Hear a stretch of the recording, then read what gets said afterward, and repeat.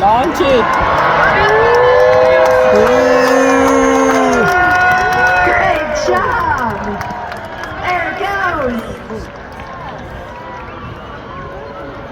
And just imagine that balloon is heading up to 75,000 feet in the air. We can't wait to check in on them later. Good luck, team. Great job getting that ready. And our other team over here, University of Hartford, needs just a little bit more time to get their balloon going, but they are getting there. Give them some encouragement, everybody. Ooh.